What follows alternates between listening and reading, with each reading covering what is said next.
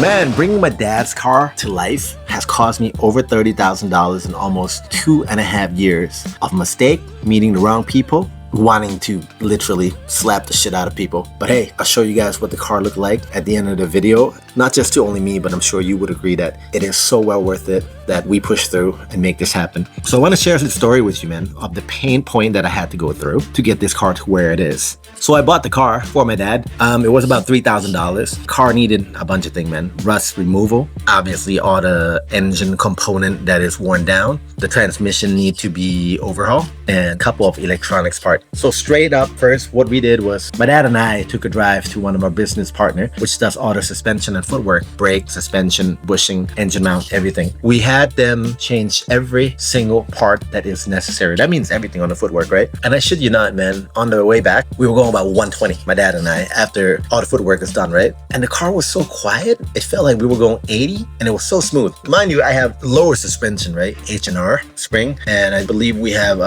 Bilstein suspension, B4, running on 18-inch custom MVP wheels. And I'm like, what the hell? So I pull out my GPS and we are going 120. Man, the ingenuity that went into the W126. Next step was where I got tricked the most. We're gonna call these guys the God mechanics from now on. God mechanics are nothing like what they sound. In fact, they're the opposite of God. They're NPC, wanted, and successfully had tricked me for my money. I met about 4 or 5. First, a good garage, good name, said I have to overhaul the engine. So exactly, we did that. We overhauled the engine. Came to pick it up after like 4 or 5 months. Test drove it.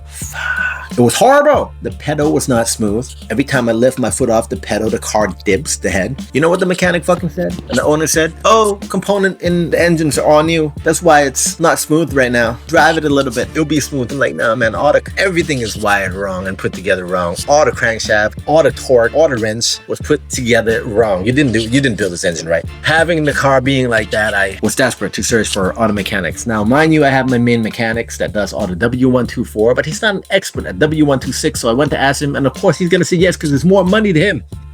After he said yes, the car freaking sat at one of my garage for over 3-4 months. The owner of the garage, who's my business partner, goes, hey man, my father got a good mechanic that can do this. Let me tow your car to that place so we have more space for other customers and your car will be finally done. The trust that I have in my business partner, right? So I'm like, cool. This guy asked me for $2,000 and he break down what I had to do, what parts I had to get that he will get. I gave him $1,000 after 2 week pass, 3 week pass, 1 month pass.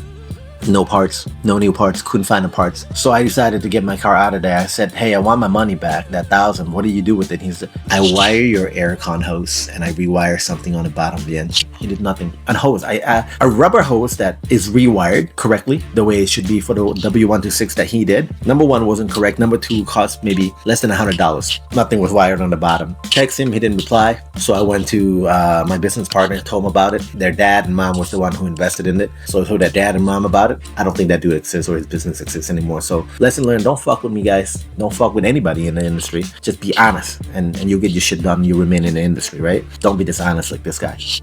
Finally, the third mechanic was introduced to me by my main mechanic at my main shop who couldn't fix it. And I took the car there, breaks down what was wrong with the car, says, first we need to rewire the car back to original first, the way that W126 was wired. Whether it's the aircon compressor, the relay, the electronics, the fan, the engine, and everything. And then we would do the fuel distributor because I had parts from Germany, firsthand, fuel distributor. That was one of the last thing, but the most anticipated thing. He did that. I went to test drive the car with the smallest or the littlest faith. After driving it, I was like, oh man, $30,000 went into the car. Now it is worth it. I really wanted to do this for my dad. Whatever the reason may be, which it's a pretty sound reason. I'll tell you guys in the next video. But my dad deserved it. Drove the car and it felt so good. And then it broke down after like 10 minutes. Luckily, the mechanic's son was next to me. So we got the tow trucks. He knew exactly what to fix. After that, it was just fine-tuning little things here and there. And we even insulate the cabinet so it's even more quiet now and refining everything we can.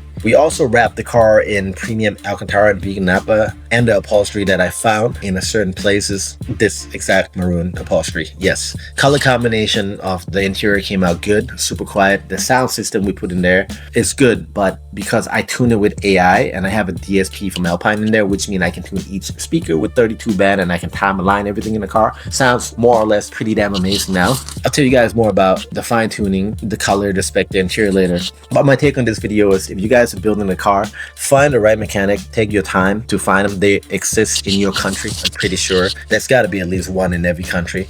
If not, you know, fly the car over to us. A couple guys are doing it from England. We brought the car over to us and we're building it for them. We're in Bangkok, by the way. Make sure that you don't down pay anything or give any advance money, and you have a contract saying if they can't find the parts, if your car, certain things are not done in your car, you're allowed to take that money or your car elsewhere. So you don't have to waste, number one, time, 2 years like me, and number two, a fuckload of money to get to this point. I could have done the car with half the money or a quarter of money, which is exactly what I did, mechanic and electronic wise, right?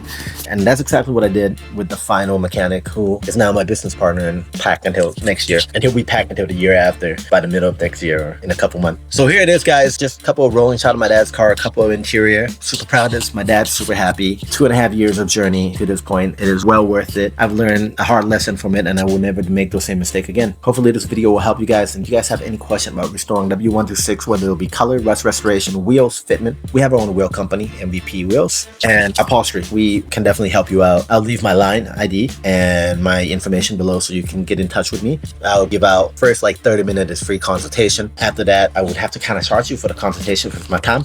But believe me, guys, better have a guru or a mentor on building this than just to go in their cold feet and get scammed or waste your time and your year. Anyways, without further ado, a couple of rolling shots. Next one will be all about what we did to modify this car to make it look like this. Peace.